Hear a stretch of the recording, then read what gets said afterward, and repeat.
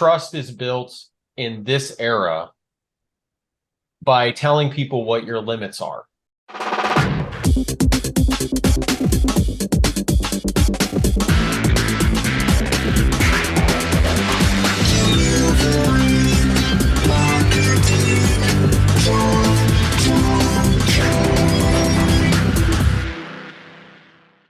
Hey there, and welcome to a brand new episode of Delivering Marketing Joy. I am your host, Kirby Hassman, and joining me today is a brand new rock star. So excited to dig into some of the tactics today. He's the CEO of Cascade Insights, Sean Campbell. Thanks so much for joining me, man.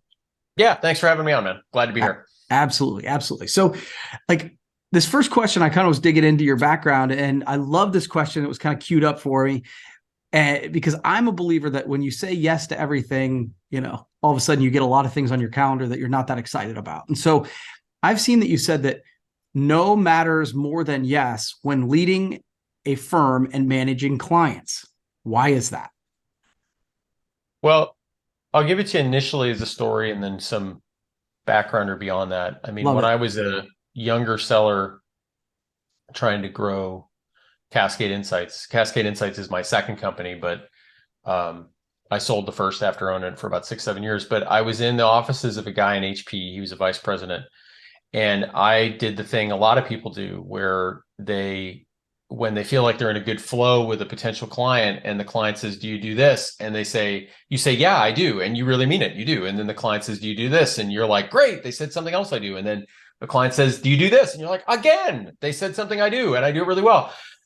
And that went on for a couple minutes. And then this guy, Paul Logue, who was the VP, he puts his hand out, which is never a good sign in a meeting. And he puts his hand out and he says, I know you want to keep the aperture wide open, but, and for the sake of time, it doesn't even really matter what happens after that. There's kind of a longer story. But at that moment, it started me down this road of thinking, I need to get out front of what we don't do first. I need to be able to say what we're not going to do because it generates trust. Yeah. And now many entrepreneurs will struggle with that because they're like, well, whatever I say no to might be the only thing in this opportunity that I had the chance to make money with. Right. And it's like, well, maybe that's true, but you're also hurting the long-term relationship, and all firms have boundaries anyway. So there's a client relationship aspect to it where it builds a lot of trust. There's also, though, an issue of even a leadership standpoint. I read an article from HBR once, and I ever since then I've tried to find the article, but I know it exists. But there was this article I read that said they polled CEOs and said, how many strategic priorities have you established for your firm? And they said, cough, cough, 5, 7, 8, 10, maybe more if they were a big Fortune 500. Then they went out and polled all the lieutenants, right? The staff sergeants reporting to that CO basically. And when they added up the number of initiatives all of those lieutenants were operating on, it was like 112 or something ridiculous. In other words, the CEO had done a poor job of saying no. The CEO had done a very poor job of saying, don't do this. Yeah. Everybody understands opportunity costs, but as a CEO, you're always presented with these moments where you can tell your team isn't quite able to do everything. And I think some CEOs go through a door marked of do it no matter what it costs. And other CEOs, a much limited set, the door is much smaller, say, all right, let's talk about what you're not going to do. Yeah. Because you have to open that door, because an employee is in a dangerous position every time they tell you, I can't do that. Right. So as the leader, you have to be the one that kicks that door open and makes that an okay conversation to have. Yeah. It reminds me the Bob Iger autobiography. I read that about a year ago, and Bob ran Disney, and he was the second in command there for years. And then when essentially the opportunity to lead the organization came up, a political advisor came into his office and said, what are your priorities? And so he said, this one. And so he got to like 5 or 6, and the guy said, stop. He said, if you have more than 3 priorities, you do not have any priorities. And that stuck with me. And I think it goes to what you're saying. Does that make sense? Right. No, it totally does. Yeah. I mean, and there is one other thing about saying no that I think about from a book, just because you made me think about it when you brought that up. It's a book called The Hard Things About Hard Things by Ben Horowitz. Yeah. And he's got this classic consultant 2x2 grid in it. And it doesn't really even matter what's in 3 of the 4 cells, but because you can probably extrapolate when I say what's in one of them.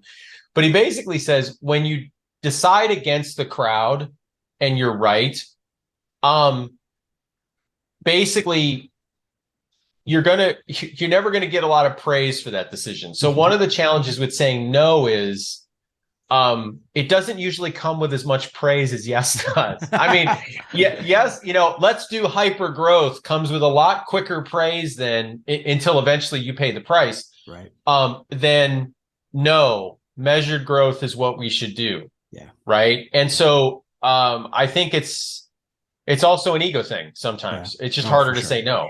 And all of those things are a lot of the reasons I think you're better off remembering to say no a lot as a CEO than yes. Yeah, that's fair. So the other thing I read is you talk about the age of narrow. So what does the age of narrow mean, and how can professional service firm leaders address it? Well, there's a little connection point to what you asked me about before, just to tie the two together briefly. That story about narrowing the aperture is kind of where I got started thinking about this, even though I didn't really call it the age of narrow back then. But fundamentally, trust is built in this era by telling people what your limits are. Mm. And that is really a state change from all marketing and sales before now, basically. Yeah. And I know that's a big statement, but here's why I think it's really true. Content has always existed to tell people what you're capable of. It is rare to find content that says this is what I'm not capable of. And because professional services firms, first and foremost, must be trusted, because fundamentally they're providing a service, and deep at the heart of whether someone will like your service is whether they trust you to do it well. Right. You can create that trust simply by stating up front, these are the bounds upon which we operate. We don't take customers of this type. We don't do services of this type. These are the kinds of problems we don't solve. And what I find is that a lot of marketing and sales teams and even leadership teams are almost pathologically incapable of saying what they don't do, especially in copy. And what I would say is that the age of narrow basically is that this is beyond business. Everybody has the ability to narrow what they consume. You can watch English period dramas all week long on Netflix. You can watch bad sci-fi movies all week long. It's a wonderful thing. You can order potato chips from the UK and just eat UK potato chips, even though you're a citizen, and it can be here overnight. You have this ability to narrow whatever you want to do. And I think the corollary is people expect that in their business life. They expect to find solutions that are narrow. So you're going to narrow the solution for that reason. The second reason, like I said, you have to narrow it is trust. And the consumer analogy I see happening a lot is, when we go to look at reviews for a consumer product, do we sort by the positive or the negative reviews? We sort by the reviews that tell us where this solution is limited, because those are the ones we inherently trust, beyond the fact that some of those 5-star reviews are paid. Right. I mean, like we're looking for these two things. We're looking for somebody to tell us what your limits are, because we feel it generates trust. And at the same time, we kind of just like narrow solutions more and more and more and more. And so fundamentally, this is a mind shift, I think, for most professional services firms, because a lot of professional services firms believe that they're a niche of sorts. They understand they have niche expertise, but they don't market that way. They market in a way to try to grab as much of the market as possible. And when I think of that, the flaw in that is there's a quote from a newsletter I read. I wish I could remember which Substack it was, but the guy said, it's not the total addressable market you start with, it's the one you end with. And if you try to bring in all the business possible, as opposed to narrowing your business appropriately, you might find it's really hard to get repeat business, and it's really hard to do business with good ROI, and it's really hard to get, a business that operates effectively. And so anyway, I would say that there's this age we're in where a lot of buying behavior has narrowed, and if you don't change your marketing and sales to align with that trend, you're in trouble. Yeah. So obviously, we've talked about narrowing, saying no, but at the end of the day, we all have to communicate with our clients. So what are some essential tips to keep in mind when communicating with our clients? Well, I'm going to give you examples from a business to business context because that's where we work. But I think if we a lot of this would be generally applicable to clients in B2C. I think the first thing is you have to recognize that everything you write will be forwarded. Everything, which has two implications. One, if you're trying to send like a private message or something cute or kind of a little off pattern, recognize it's probably going to end up in somebody else's inbox that doesn't have the same shared context of you and the recipient. Yeah. Secondarily, your goal is to probably motivate an organization to make a decision, which means whatever email you send, you have to make sure that it can be interpreted by other readers who, again, don't have the shared context. Perfect example of this is like a real tight, quick example. Like when we send out proposals, we always write an email cover letter, but in that email cover letter, we very consciously write about the things in our space, because we do a lot of market research as a service.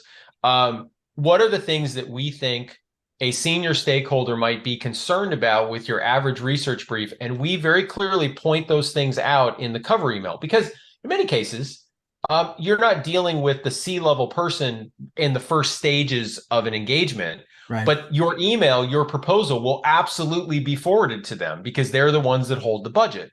So you have to shape the comms that way.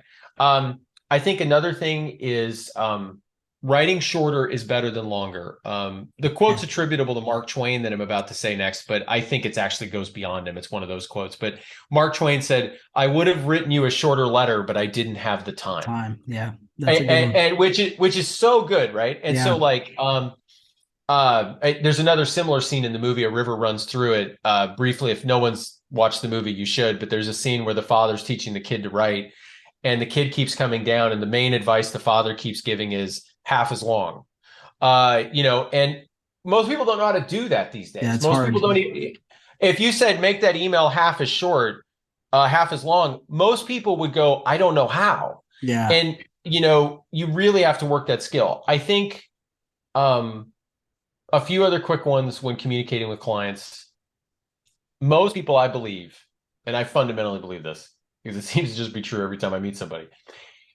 If you take your average 20-year-old entering the business world, they're either really good at verbally communicating or really good at written communication. There's a unicorn out there who's good at both.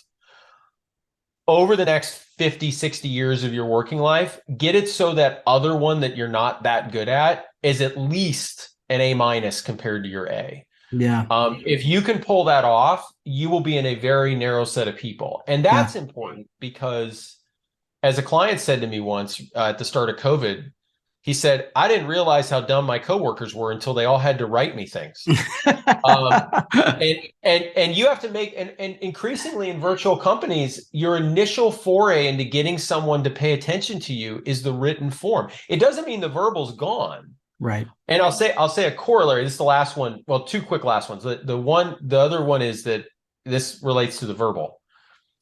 When you're in some kind of video conference, for the love of God, think about your audio. I mean, for a podcaster, you get this, but I mean, we're all in these conversations where I'm like, go spend $200 on a good mic. You're talking to people all day long. If you sound scratchy and like you're hailing the Titanic, from 20,000 feet underwater, like, don't do that. Yeah. Like, your goal as a modern business professional working in a virtual company through a digital medium is represent well in a digital medium. Yeah. And honestly, people over-focus on the video, which is important, but the audio is really, really what matters first. And people have all these crud things. The very last thing I'd say is, with comms with clients, be the first one to end the meeting. Far too often, providers take a half an hour is like, I have to get everything juice out of this I can. I have to squeeze this orange till the very... You'd be amazed how often you're invited back if you're the one who stops the meeting at 19 minutes and says, I think we accomplished everything. I'm going to give you back like 10 minutes to just go unbolt your inbox. You'll get invited back for another 20-minute meeting and 5 other ones. And that's way better than sucking the juice out of the remaining 10 minutes. So it's a good practice. Like I would just say, think of your week, think of your meetings, be the person to end it. Not in like a dictatorial way, but just like take that first step to say, client, I'm going to let you get back to work. I guarantee you're going to get dividends. Yeah, that's really good advice. And I think all of us can, when you get that, I think that's true of a speaker too, right? Like when Totally. I was just at a conference and they had asked us to do 90 minutes in a panel. And I was like, oh God, you're setting us up for failure. Who the hell wants to sit for a panel for Nobody 90 wants minutes? to sit in a 90-minute panel. Yeah. No, nobody. I mean, it would have to be like so relevant. Right. And that means it's not at a conference. No 90-minute panel at a conference is that relevant. And so we had a meeting right before, and I said, guys, if we go 65 minutes, 70 minutes, it'll be fine. As long as it's good. And then we bail. Nobody's going to be mad if they get to the bar a little bit sooner. It will be fine. And I think that's great advice, man. Well, one last quick thing on that. Yeah. I mean, what people don't remember the time they spent. They remember the value they received, which is exactly what you're getting at. Yeah. Like 3 weeks later, they won't remember that the session ended. I mean, well, we should say there's always someone in the audience who fills out an eval and says, I expected 89 minutes of value. Like, I know there's that guy. And we don't care about that guy. Right. But what we care about is the 90% of the people who go, that was a valuable session. And as time goes on, they don't really remember how long it was. That's a great, I love it. I love it. All right. Final question for you, man. This has been great. You mentioned that you guys do market research. And so what is the most efficient way to do market research to solve like various business questions? And that's kind of a broad question. Yeah, it is. I mean, I would say, so I'll give you a few different quick frames of reference for that, framings. One, when you're thinking about like market pain, you're going to think about things like analyzing your competitors' activity. You're going to think about whether your messages are resonating in the market. You're going to think about whether you understand your buyers well, like buyer persona research. If you're thinking about gaining opportunity, at the moment we're recording this, probably more people are thinking about pain if they think about the way the economy's turned. But let's imagine we get back to those, glory days of where all we're worried about is market opportunity. Then you've got things along the lines of market opportunity research and market segmentation and trying to understand, your ideal customer profile. Those are the types of research. But if you were to say like, what is the easiest thing a business could do that doesn't even involve a research vendor? In B2B, it's actually treating your B2B sales team as if they're running a never-ending qualitative research project, because that's what they're doing.